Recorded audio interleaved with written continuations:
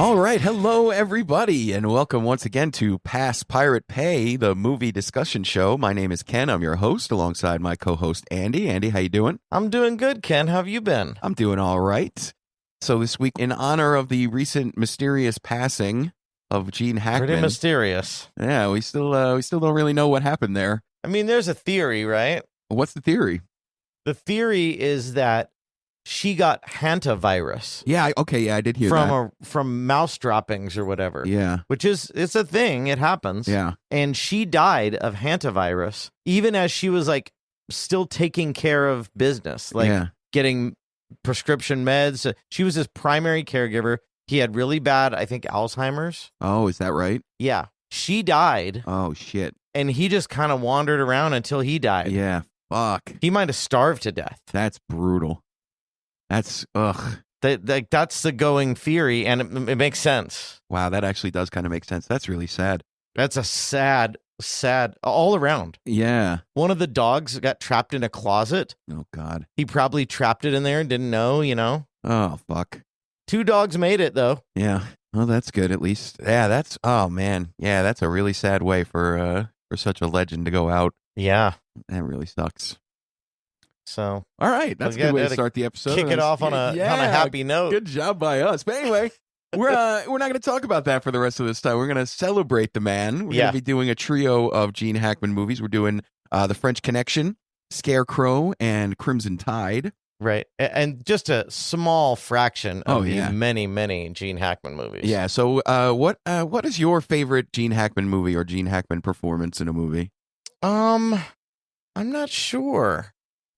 What is yours? Mine is the Royal Tenenbaums. You like the Royal Tenenbaums? I love the Royal Tenenbaums, and I think he is fantastic. That's the first one that came to my mind. Yeah, like I just feel like his energy in general is so different from what you think of when you think of a Wes Anderson movie, and he brings his like ornery Gene Hackman-ness to the movie that like really grounds it in a way that makes it really great. Like I like Wes Anderson a lot, but the Royal Tenenbaums is one of my.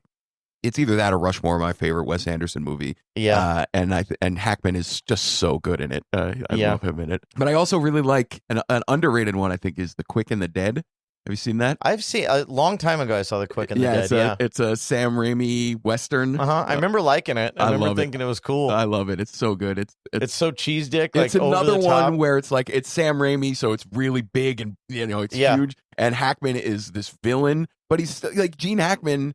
The thing about him is he's always grounded, right? He always feels like a person who actually exists. Yeah. So when he's in these really fantastical stories, even Lex Luthor, exactly, felt that way. Exactly. Yeah. He just feels like he's evil as Lex Luthor, but he's just a guy, right? Yeah. And that's the thing about Gene Hackman. People say he's everyman, but which is I don't know that I necessarily agree with him, but he feels like a person who you could meet always, and that's what I love about him in all of his movies. Yeah. So yeah, I just a big fan.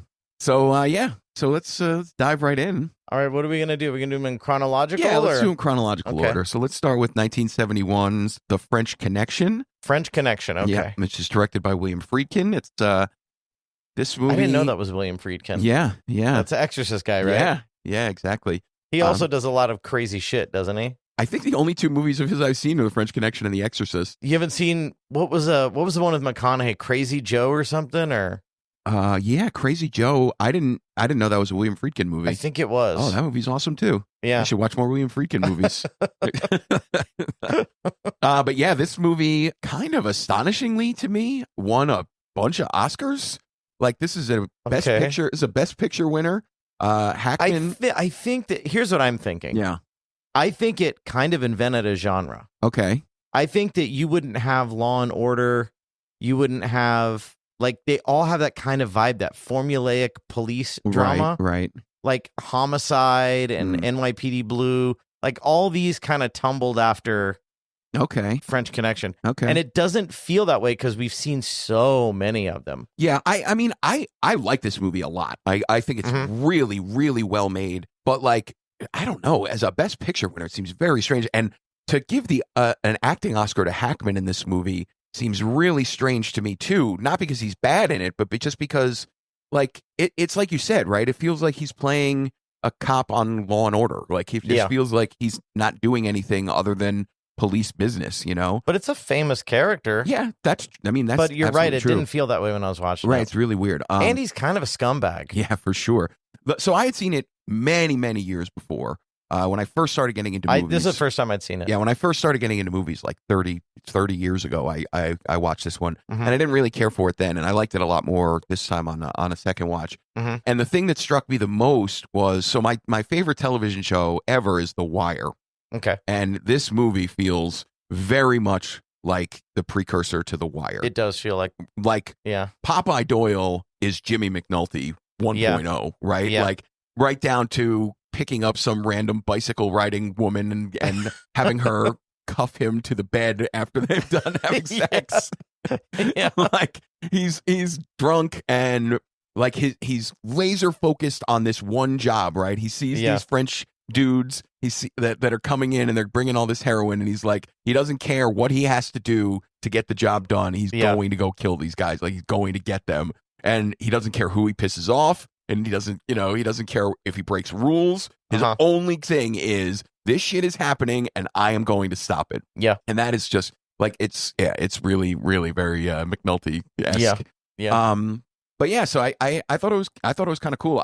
It's also like, this movie is just, it's like a suspense action movie, like a suspense thriller kind of action movie, which is not the kind of thing that you usually see winning Oscars. No, and well, I think the acting flexing is done more towards the top end of the movie. Yeah, and then the later half of the movie is the big chase scenes and stuff like. Yeah, and they were good chase scenes. Oh, great! I don't know. More than half of the runtime of this movie is like people following after other people, either tailing them without their knowing it, or running after them and driving after them in a chase scene. And that was what you saw, the conversation, right? Yeah. That was a lot of that too. Yeah. A lot of just eavesdropping and following and spying. But it does a really great job. Like so the movie starts off with, like, right out of the gate, it says The French Connection, and there's a blaring score going on. And, like, the music is loud, and it's just like, okay, is this what we're in for? But for most of the intense, like, chase sequences or tailing sequences, it's all silent. It's just like street noise is all you hear. And it does a really effective job of building the tension. Like, it's just, I feel like Friedkin is just a master of this kind of thing, because the movie is so well paced. Same thing with The Exorcist too. Like, The Exorcist is a good movie. Yeah, I love The Exorcist. It's incredibly effective. Yeah, for sure. It's one of the best horror movies ever made. It freaked people the fuck out. It freaked me the fuck out. It freaked my mom out bad. Yeah, they did a re-release with like a couple of deleted scenes back in like the late 90s. With the spider Exorcist. walk scene. Yeah. Those are, I don't know why those got cut. Those are good scenes. Really good. And I saw it in the theater and I was like, holy shit, this movie is fucking crazy. So my dad went to the movie theater when The Exorcist got re-released, and he's like, you know what? I'm just gonna go see it. And he was alone. Yeah. Right. And he goes to the movie theater, and he's the only one there. Oh God. Right. So he goes, oh cool, I'm the only one here, and he has popcorn and a Coke. And he's smoking a cigarette, right? Because nobody's there. He smokes a cigarette. He's like, this is awesome. He gets halfway through the movie. He's like, you know what? Fuck this. I'm out. Oh, wow. He just got freaked out and left. That's really funny. And he'd seen it. It was the re-release. Like you said, it was then. Yeah. And he just got freaked out and left. But in this one, like, so there's a great sequence where Popeye is tailing Frog One, the main French Frog smuggler. One. He keeps calling him Frog One. So he's tailing after him. He's tailing him on foot, and the guy knows he's being. That's one thing that's really funny about this movie, is that these cops are terrible at the surveillance that they're doing, because every time you see a scene between two of the bad guys talking to each other, they're all talking about, so the FBI's sitting on my house, or like, they tapped my phone, and it's just like, none of the things that the cops are doing are a surprise to the bad guys at all. Everybody they know what's going on. But while he's tailing after this French guy, the guy is carrying an umbrella, and it's just a really effective way to make a movie do a chase scene where every time Popeye is like looking through crowds trying to find a guy, then all of a sudden you just do a camera shot of the umbrella. You don't have to show the guy. You just show his umbrella. It's like, oh, there he is. And it's just like, this is how we're keeping track of the guy. It's a really ingenious way to do it. I thought the subway scene was really good. Yeah, too. really awesome. Where the guy's like jumping in and out of the car, and Popeye, and like, it's so stupid again, because the guy, obviously knows that he's being tailed, but Popeye is still like pretending that he's not following the guy. So he's like looking off into space and then turning around. It's like, oh shit, he's got on the payphone. Yeah, it's buy, sell. The other great sequence is when somebody this guy takes a shot at Popeye with a sniper rifle. Yeah. And then Popeye like goes through this chase after him, and the guy gets on the subway, and Popeye gets in a car to chase after the subway train. And like he just commandeers a car. He's just like gets that, and the guy, you hear the guy yelling after Popeye gets in his car. He's like, "How am I going to get my car back?" And it's just like, the way that he films the chase scene, where it's a lot of like POV shots of Popeye driving the car, so you just see him like all of and they like stunt coordinator must have done a fantastic job on this movie with all of the cars, where it's like he has so many close calls of going through intersections and cars just barely missing him. That was back when stunts were like, hope it goes good. Yeah, exactly. There's no People CGI. Might die. Yeah, it's just. It was like that into the 90s. Yeah, it's just dudes in cars, right? Yeah. And it's just really cool. Like it's really effective No and CG. really fun. Yep. The another thing I really like the dialogue in this movie. Yeah. It feels realistic. Plus, it's like colorful, but not unbelievable. Yeah, and I think that's probably one of the reasons this won so many awards is because it was probably the first time you're seeing that sort of grit. Right. That sort of police grit. Yeah, yeah. Before that, I'm sure, like, I don't know the history of the French Connection. Yeah. But before that, I'm sure it was the cops were like these dumb heroes. Right. These one-dimensional heroes. And now you've got like kind of a scummy guy, but he's the good guy. Right. The cops are like super racist. Yeah. Like anytime anybody's interacting with any black people. Cops are racist? Right. Yeah, exactly. This is probably the first time you saw that. Right, exactly. It's not, you don't get to see a lot of that up to this point in the world, right? But yeah, I mean, like when they go in and bust up this bar full of all these black guys to try to get some information about this heroin that's coming in, it's just like, it's clear that these black guys, nobody has any rights. They don't have, like, they just have to do everything the cops tell them to do. Yeah. And if the cops want to beat the fuck out of them, and it's that's two totally cops fine. and like 50 black guys. Yep, exactly. And they just lining up and they know the fucking the routine, you know? Yep, exactly. And I think you're right. That's probably a reason why it got some notice, because you're right. It has to be the first time where it's like, oh shit, maybe the police aren't. It's not Joe Friday. Maybe it's like, and it's a little bit of an anti-hero. Yeah. And that wasn't a thing then. Right. But again, I feel like that goes more to the way that it's written rather than the way it's acted. I feel like I'm shitting on Gene Hackman when it's not. That's not my goal. It's not that I think he's bad in this movie. I think he's really good in it. Yeah. It's just he's not really doing a lot, right? Like this movie came out in the same year as A Clockwork Orange, and to think that Gene Hackman gets an acting Oscar over Malcolm McDowell in A Clockwork Orange. Was he nominated? I don't even know. I didn't even look, but that also doesn't seem like a Best Picture style of movie. Certainly either. not back then. But back then, yeah. Yeah, I don't know. But just to think like what Malcolm McDowell has to do in that movie is so much more challenging to me, it seems like, than what Hackman does here.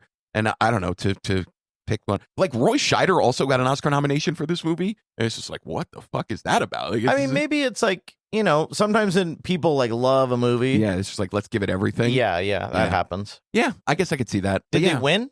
He didn't win. He just got nominated. Okay. But Hackman won, and Hackman won. Yeah, he won, and won Best Picture and won Best Screenplay, which is great. I was pleased to see that. Yeah, but yeah, I really enjoyed this movie. I think, like I said, The Wire is fantastic, and this movie does a lot of the stuff that The Wire. When you have a 60-hour television show, you can flesh out stuff a lot more. Right. Yeah, and the stuff that The Wire does great is like examining the structural failures of all of these institutions, and this movie obviously doesn't have the time to go into any of that. No, that's what I loved about The Wire. It's just it painted such a complete portrait of a decaying city. Right. Yep. Like it was so from and each season kind of took a different tack at it. Right. And it was just very good. Right. So I don't know. I feel like this is a really good thriller. Like it's just a really well made. Everybody in this movie is doing A+ work, right? Like everybody is doing their job spectacularly. It's not a groundbreaking movie. I guess at the time it might have been more groundbreaking. I think so. To me, 40 years later, 50 years later. Yeah, it's hard to look back on things that were groundbreaking and think of that, especially when so much of that territory has been explored since. Yeah, right. So it just feels like a really well made procedural to me. I guess that sounds more insulting than I mean it to, because I like I said, I did really enjoy this movie. No, I got the same exact vibe though. Yeah. Yeah, I felt the same way. Yeah. I guess I really did enjoy the ending, where it's just like they show on screen text of what happened to all of these people. And also, I looked that up. I didn't know that was all true story. Yeah, I didn't know that either. Yeah. Yeah. Did you look that up afterwards? No, I didn't know. Because I looked it up. I was like, holy shit. It's the names are changed and everything. Sure. But it was based on a whole thing that happened. Yeah. Yeah, that's funny. And it's just like, it's just like, oh, by the way, none of this shit mattered, right? like all the bad guys got away. Like none of this shit mattered at all. This whole thing is worthless, which is great, because the war on drugs is totally stupid, and it's just like, like you're never going to accomplish anything. It's just, nope. It's just the way drugs it works. will always win. Yep, exactly. So, Ken, do you give The French Connection a pass, pirate, or pay? For me, The French Connection is a pay. All right. That's a pay for me, too. Excellent. That was good. Excellent. That was good. I liked it. Cool.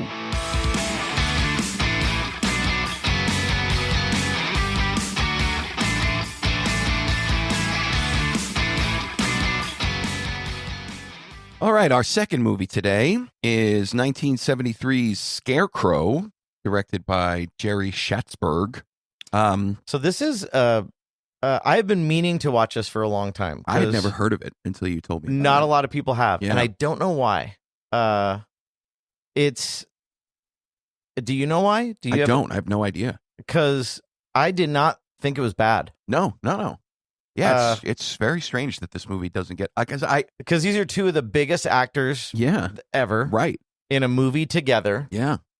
And it said it won the Palme d'Or at Cannes. Did it? Yeah. Oh shit, I didn't know that. Yeah.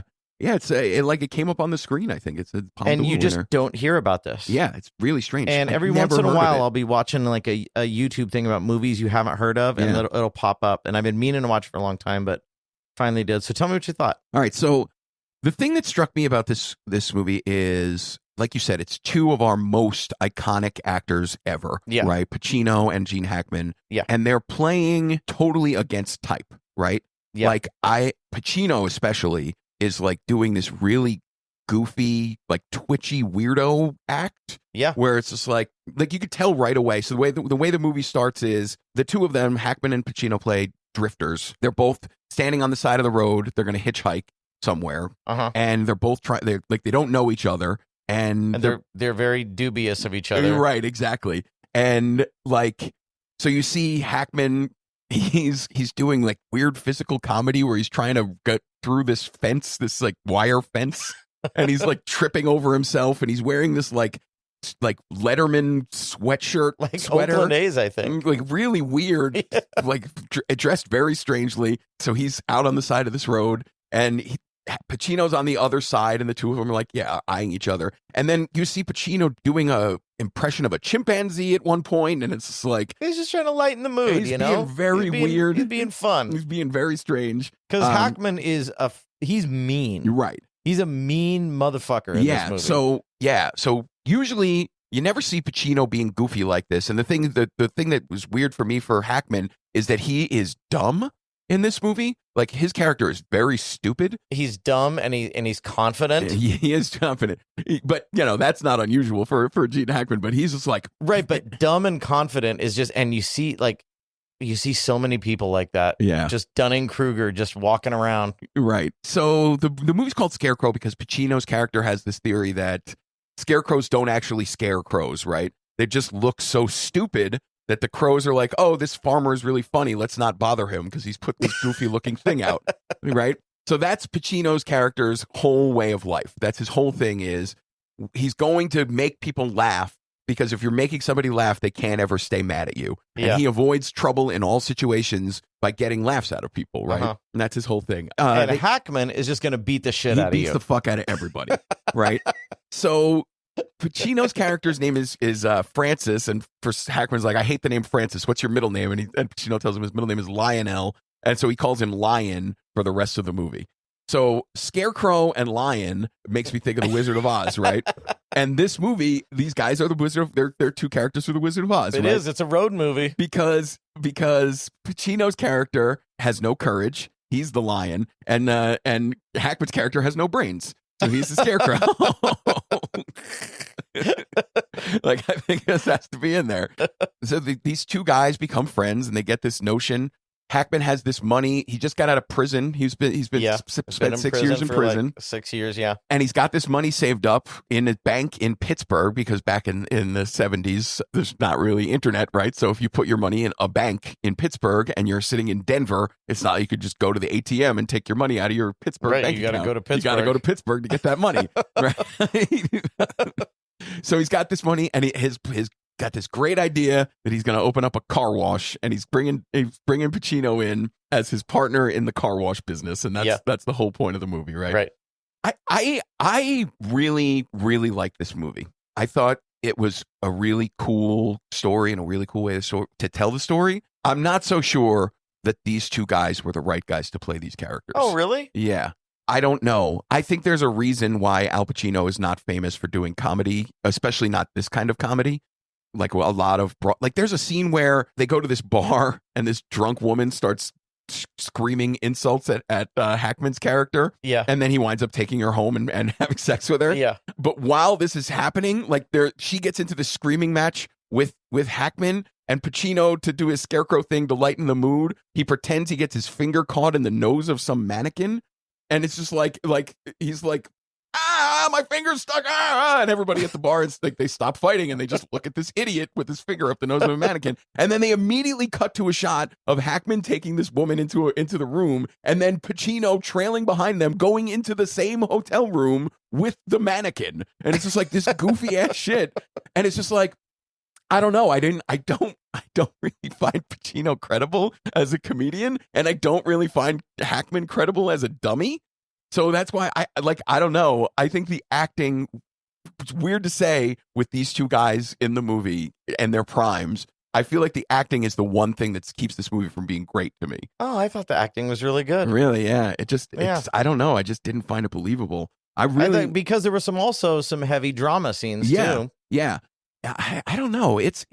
I really enjoyed the story, and I really enjoyed the way that they told it. I couldn't get past, maybe it's because of 50 years of history with these two guys, right? Maybe at the time, because this is 1 year after The Godfather, so Pacino is still relatively unknown, and it's 2 years after The French Connection, and but 6 years, these guys are just kind of starting out. 6 years after Bonnie and Clyde, which was the first big Hackman performance. So it's like these guys aren't icons yet, right? So they're still, they don't have the weight of history on them, but I have that when I'm watching them, right? So I found myself not being able to believe these guys in these roles. Like I said, it's not to say that I didn't enjoy it, because I really did. I really liked, they do a lot of like long still camera shots where they just park the camera in one place and allow the actors to do their things while it's happening, and I really enjoy that kind of storytelling. Like there's one scene where, so they wind up, a big chunk of the movie is at Gene Hackman's character's sister's house, and she has this partner who for some reason is just like instantly smitten with Gene Hackman. Yeah. Like as soon as she sees him, she's like wetting herself to just get this guy, right? It's really it's really weird. It doesn't, not really fully explained why she's so into him all of a sudden. I don't know. But yeah, so there's a scene where they're out in the back, and the sister and the partner, they run this junk company, and so her backyard is just filled with junk. So the two of them are standing in the backyard of this junk house, and they're having this conversation, like flirting with each other. And in the background, you see Pacino like trying to move all this furniture around. I just thought it was like a really well constructed shot and a really well done scene. And there's another one early on where the two of them wind up in this diner, and Hackman like orders a bowl of oatmeal and then eggs and bacon and like all of this food. And you're just watching these guys like pretty disgustingly, like Hackman like disgustingly wolf down this food. But this is happening while like all of the main exposition of the movie is happening. We learn all about the car wash and how they're going to be partners. Right. We learn all about who these guys are. The whole setup of the movie is over that breakfast. And it's all being done while this like really silly breakfast scene is happening. And you see like some other guys, like Hackman is talking about his business plan, which is a car wash again, right? Car wash, right? And there's a guy sitting next to him, and Hackman just keeps turning to the guy. He's like, why don't you stop listening to our conversations here? Like this guy's going to steal his idea to have a car wash in Pittsburgh. But it's really good. Like it's a great way to do exposition, right? You learn everything that you need to know, but it doesn't feel forced or unnatural because you're just watching this guy being really goofy and eating breakfast in this way. Yeah. But yeah, so then inevitably these guys start getting themselves into trouble because Hackman can't help himself. He's just don't they get in a big bar fight? They get into a huge bar fight. They wind up in jail. They go to the honor farm. Yeah. And Hackman pisses off this guy who like has the ear of the warden in the honor farm. So he winds up on pig shit shoveling duty. And he's also pissed off at Pacino. Right, because he blames Pacino for getting them into the trouble with the bar that started the bar fight. Yeah. So he's mad, and Pacino makes friends with this guy who's like the top dog of the prison, right? Right. And so he gets the good jobs, and Hackman gets the shitty jobs. And then it turns out the reason the guy wants to help Pacino out is because he wants to try to fuck him. Yeah. And then he beats the shit out of him. Pacino won't let him fuck him, so he beats the fuck out of Pacino. And then Hackman beats the shit out of him. Exactly. Which I thought was sweet. Yeah, it's nice. Yeah. But so it gets like, I did not expect there to be an attempted rape scene in this movie. Wasn't going that way. Did not see it coming. But there was. Yeah, it's really interesting. So then Pacino, his story arc is that he's got this kid that he abandoned, his wife and kid. The kid's like 5 years old or whatever. Yeah. He went out onto a ship for years to avoid his responsibility with this kid. But he bought this lamp because he doesn't know whether the kid is a boy or a girl. So it's a lamp is a good unisex present to get a kid, I guess. So he's carrying it around the whole time, and he's got to go to Detroit to go see his ex and finally meet his kid, right? Yeah. So that whole thing culminates in a really strange scene where like he gets cold feet about knocking on the door. So he decides to call the house of the ex instead.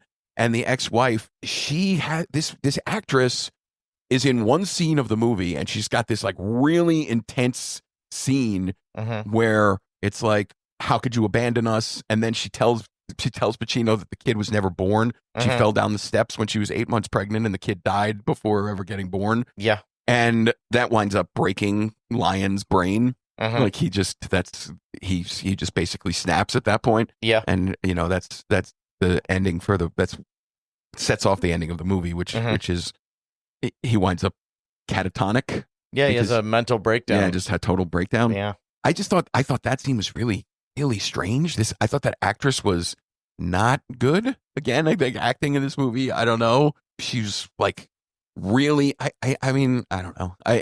It's got to be hard to convey the kind of emotions she has to convey there. But it's just like you're in this movie for one scene, and she just seems really over the top. Like, just, I don't know, not great. Yeah.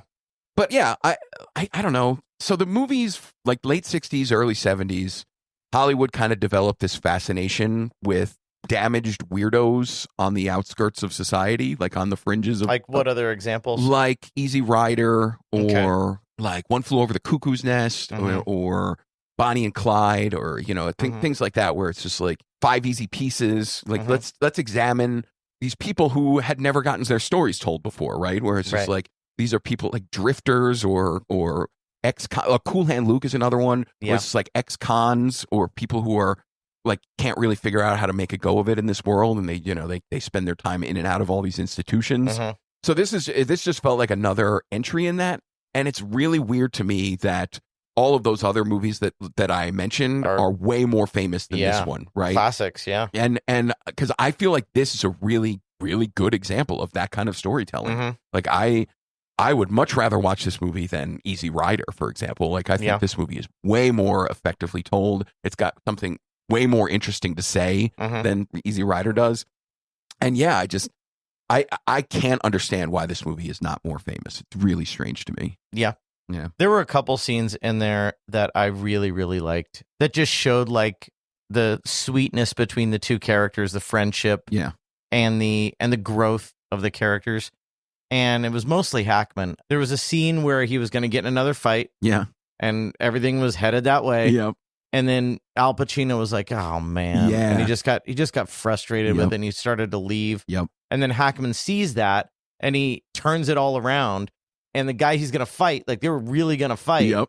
He starts stripping. Yeah. They Pacino plays the stripper. Yep. You know the song the stripper. Yep. And he starts taking his clothes, and he makes everybody laugh, and the whole mood's light, and everybody's friends, and everything's good, and I thought that was a really sweet moment. Yeah, I agree. I thought that was a really great scene. Like it's the whole theme of the Scarecrow. It shows that Hackman is actually learning some lessons by being friends with Pacino's character, right? Yeah. Like he's like, maybe this guy is onto something. Maybe I don't have to be this belligerent asshole all the time. Mm-hmm. Maybe I can do something to avoid a fight rather than do something to pick a fight. Yeah, and he doesn't want to upset Pacino. Right, exactly. You know? So he decides to take on the characteristics of his friend to show his friend that he cares about him. Yeah, which I thought is really that was cool. a really sweet scene. Yeah, I agree. Spoiler alert, the end. Yeah. Like the very end. Yeah. I thought was really sweet too. He said, I'm coming back. Yeah. Right? And he's a drifter. He's an asshole. Yeah.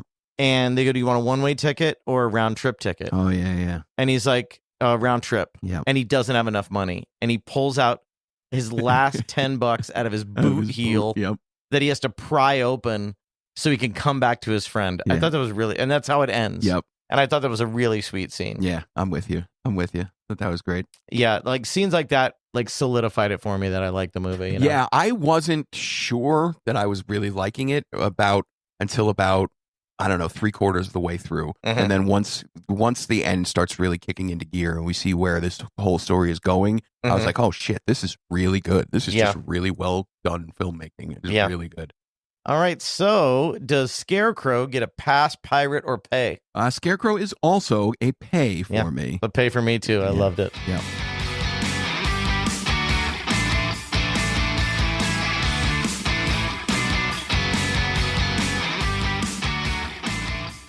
Okay, our final movie today is 1995's Crimson Tide, directed by Tony Scott. So yeah, this movie, it starts off with text written on the screen where it says the three most powerful men in the world: the president of the United States, the president of the Russian Federation, and the commander of a nuclear submarine. It's just setting the tone. This is what we're doing here, right? So yeah, we're in a world where the world is on the brink of nuclear war. Kind of the tail end of the Cold War, I'd say, it's right? after the Soviet Union has fallen, but Russia is still in disarray. So this lunatic is threatening to take over control of Russia and their nuclear arsenal. And so everybody's on high alert. We're at DEFCON 3. It's we're send out this nuclear submarine and get ready with their missiles pointed at Russia. We're going to be doing this. This is going to happen. Yeah, so it's really intense, and eventually we get to a spot where the order comes down, or maybe not. Right, that, it's time to launch these missiles from the submarine, and submarine commander, played by Gene Hackman, is like, "This is it. We have to launch." And his number two, his XO, is played by Denzel Washington. He's like, maybe not, and that's where the tension comes. Yeah. So this movie is directed by Tony Scott. It's produced by Don Simpson and Jerry Bruckheimer, and it's those three guys. Man, their shit is all over the place in this movie. Like, from the font of the text that comes on screen, it's just like, it just feels like this is more Top Gun shit. And the music, it's like the music of this movie feels like every stupid fucking action movie from the mid 90s, right? Yeah. Like it's it's Armageddon, it's Independence Day, it's The Rock, The Rock, definitely is The Rock. And like Tony Scott, man, this is a movie maker that I do not respect in any way. Like no, not like, even True Romance. I feel like True Romance is a movie that would have been a great movie if it were directed by anybody other than Tony Scott. Like, I feel like, but you like it? I like it because the script. I really like True Romance. The script of True Romance is fantastic. It's one of the best Tarantino scripts ever. And every time I watch that movie, I was like, God fucking damn it! Why did this piece of shit director get attached to this movie? Maybe you're right. I remember watching True Romance when it came out, and when it came out, it was like, it looked like it was marketed as just like a romantic comedy. Yeah.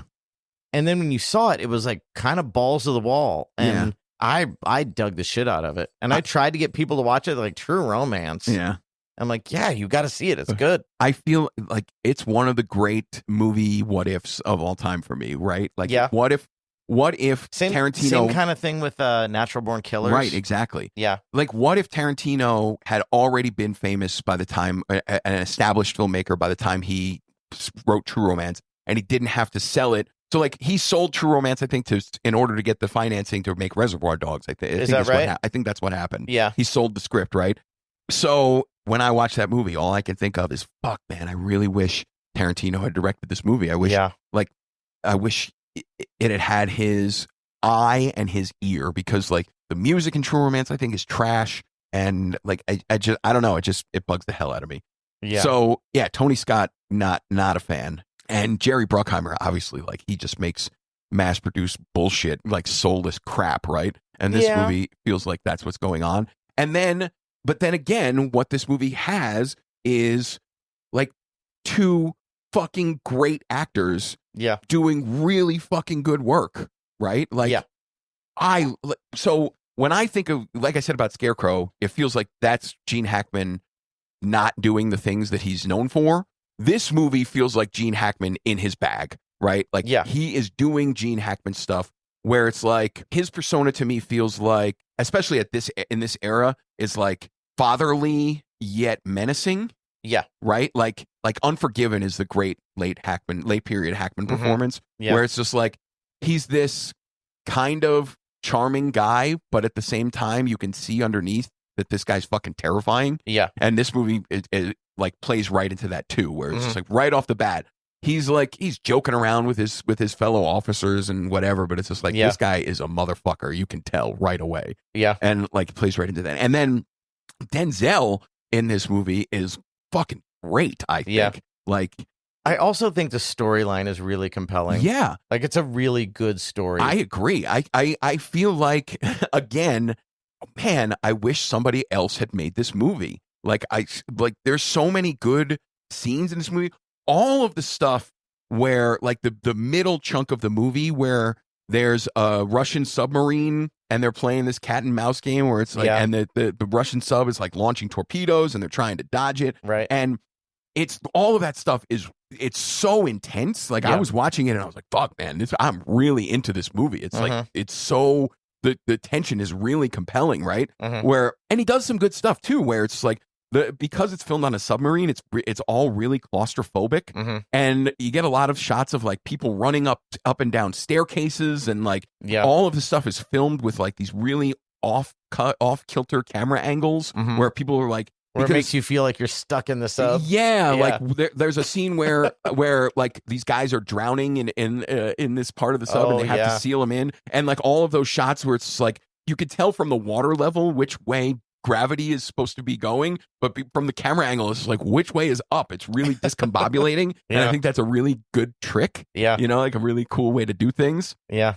So there's a lot of really good stuff going on in this movie. And like I said, Denzel, there's a scene where there's a lot of scenes in this movie of people making announcements to the crew, you know, and when the first order comes down to arm the nuclear missiles or whatever, and Hackman gives his command, and then Denzel, before he realizes that the command may have been rescinded, he reads the same command over and over again. Yeah. And like he does it with this like shaky kind of voice, and it's just like you don't really see that from Denzel Washington very much, because he's usually like he plays these very confident people. Yeah. And like for him to be like, oh fuck, I'm about to give this order that may lead to World War III, and he does it like, and he's wavering on it. Or the end of the world. Right. Yeah, exactly. And he's wavering on it, and it's just like, oh shit, man, this guy, like, that's some really good acting. Like, I mean, it makes sense because Denzel Washington is one of the fucking best actors we've ever had in this world, right? And he's fantastic in it. Yeah, this movie is very much highs and lows for me. Like, there's some really, really good stuff in it and some really, really bad stuff in it. Yeah. And I can't. What do you think was the bad stuff? Like, the whole ending, I think, is really dumb. So while the submarine battle part in the middle is taking place, right before they relieve Hackman of command, I was like, oh, this movie's fantastic. Like, and then they relieve Hackman of command, and they finally destroy the other submarine while Hackman is locked in his chambers. And it's just, I'm like, oh man, some other idiot making this movie would have a whole like subplot of people trying to rescue Hackman and take him out and recommandeer the ship from these guys. But this movie's not stupid like that. This is doing a really good job. And then the movie just gets fucking stupid like that, where it's like Tony Soprano helps him out. And all of these characters, like their motivations are seemingly flipping on a dime for no reason, where it's just like Hackman, they tell him he's relieved of command and he has to go back to his room. He's no longer in charge. But he goes back to his room and he's just like, okay. And then he goes back and he's reading his book. But then they're like, then James Gandolfini comes and sees him and he's like, oh, we're going to take back over the ship. And now he's like, oh yeah, okay, let's do that. Or it's just like, now he's doing this thing where he's like, no, I'm back in charge. This is great. But then after everything is over with, the climactic scene of the movie with the denouement or whatever, the end of the movie with this court-martial thing that's happening with Jason Robards as an admiral. Yeah. Where it's like, it turns out Gene Hackman admits that he was wrong the whole time and recommends that Denzel becomes the captain of his own sub. I thought that was nice. It was nice, but it doesn't make any sense. Like it makes sense. It's like, it's totally Gene Hackman seemed like the kind of guy, he's tough as nails and he was determined, but after some time realizes he was wrong. I guess. He also is a little racist, right? Yeah. There's some underhanded. The white horses. Yeah.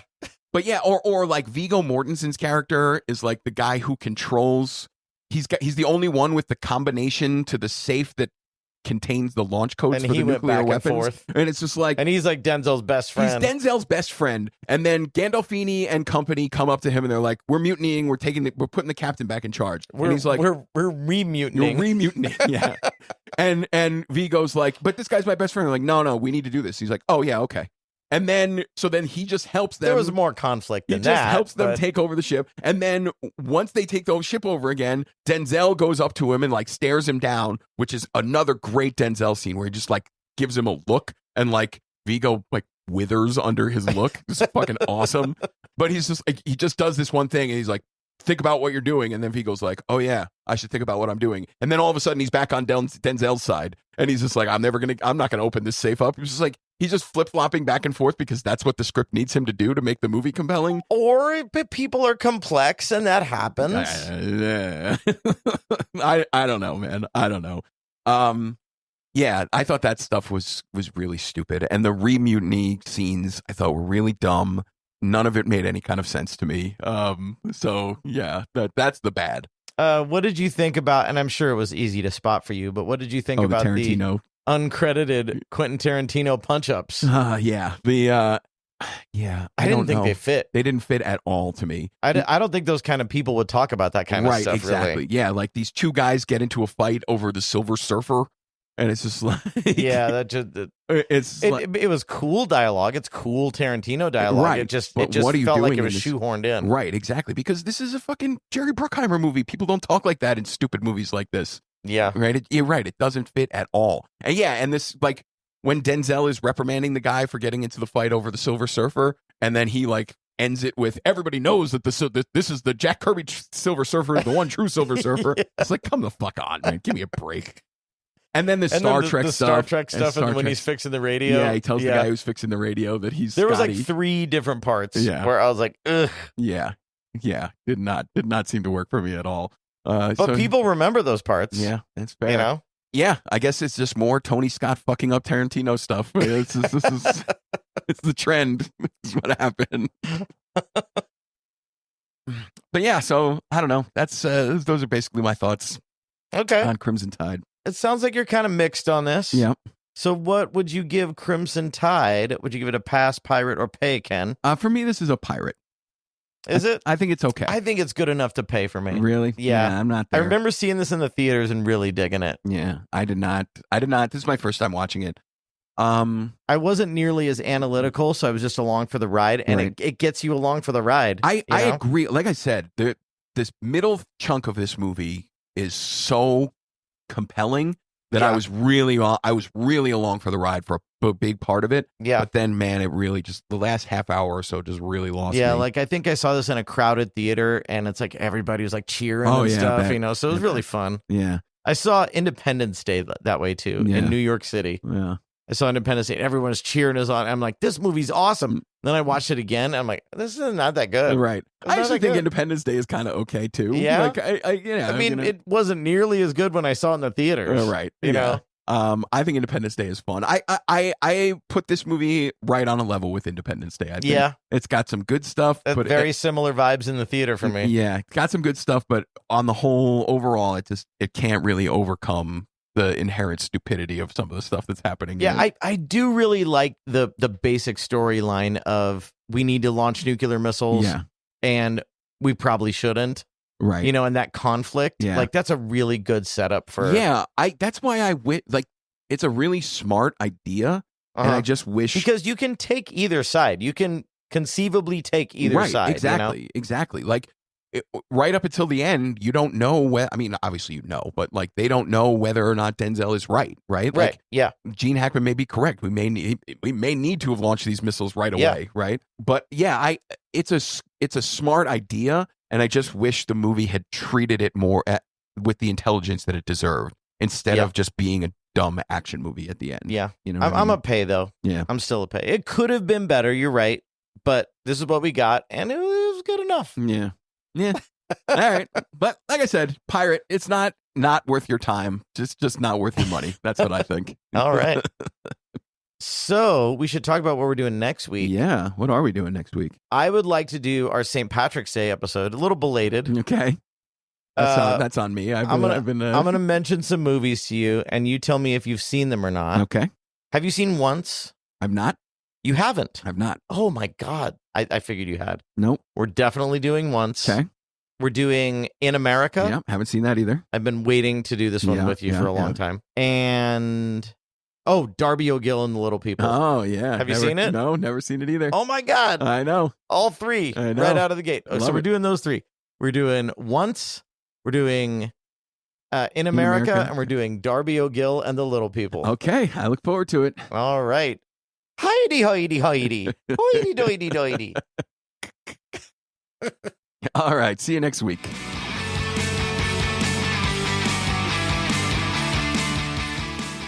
Thanks for tuning in to Past Pirate Pay. This episode was produced by the one and only Andy Morris. If you haven't already, hit that subscribe button on your favorite podcast app. We'd hate for you to miss out on all the fun. Curious about where to stream the movies we talked about? Head on over to pastpiratepay.com. We've got everything listed with handy links on where to watch. You can also join the conversation on our Facebook page or stalk our cinematic musings on Letterboxd. Links are on the site. Got a movie or a TV show you think we should review?